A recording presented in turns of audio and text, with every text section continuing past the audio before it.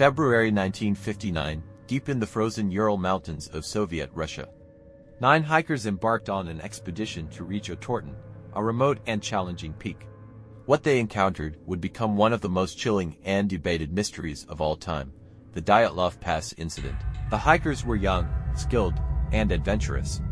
Led by 23-year-old Igor Dyatlov, the group consisted of students and recent graduates from Ural Polytechnic Institute. Each member was experienced in long ski tour and mountain expeditions. This wasn't their first challenge, but it would tragically become their last. On January 25th, the group reached the small village of Vitsai, the last inhabited settlement before their trek into the wilderness. They spent a night there, sharing their excitement and carefully planning their route. Little did they know, none of them would ever return. The expedition officially began on January 27, 1959.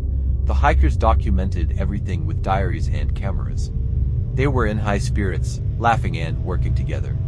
However, harsh weather conditions began to slow them down, and their route became increasingly treacherous. On February 1st, the group decided to camp on the slopes of Kholat Syakhl, which translates to Dead Mountain in the local Mansi language.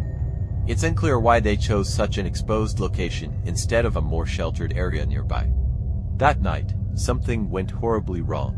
When the hikers failed to return, friends and family raised the alarm. A search party was dispatched on February 20th. What they found left even seasoned rescuers horrified. On February 26th, they discovered the group's tent slashed open from the inside. It was empty, with the hikers' belongings, clothing, and even shoes left behind. Footprints led away from the tent, barefoot and scattered in different directions. The first 2 bodies were found under a cedar tree, wearing only underwear. Nearby, remnants of a small fire hinted at a desperate attempt to stay warm. Over the next few months, the remaining bodies were discovered. Some were found hundreds of meters away, scattered across the snow. But the most chilling details were the injuries. One hiker had a fractured skull. 2 others had crushed ribs so severe, the force was compared to a car crash. Another was missing her eyes and tongue. Yet, there were no external wounds to explain these internal injuries. What could have caused such devastation? Over the decades, countless theories have emerged. The Soviet government initially blamed a compelling natural force. Some believe it was an avalanche, forcing the hikers to flee their tent in panic. But their footprints showed no sign of rushing or running. Others suggest military testing, as the area was near secret weapons experiments. UFO enthusiasts point to strange lights reported in the sky that night. And some even blame local Mansi tribes, though there was no evidence of foul play. Another explanation is paradoxical embracing, a phenomenon where hypothermia causes disorientation, leading victims to remove their clothes. But this doesn't explain the severe injuries or why they left the tent so suddenly.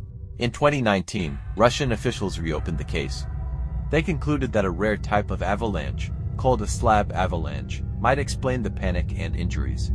But many experts and investigators remain skeptical. For the families of the victims, the lack of clear answers has been devastating.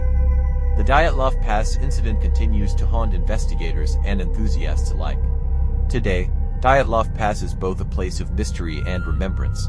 Adventurers visit to pay their respects, while the incident remains a dark puzzle, challenging logic and science. 65 years later, the Dyatlov Pass incident still begs the question, what really happened on that fateful night? What do you think? Leave your theories in the comments below.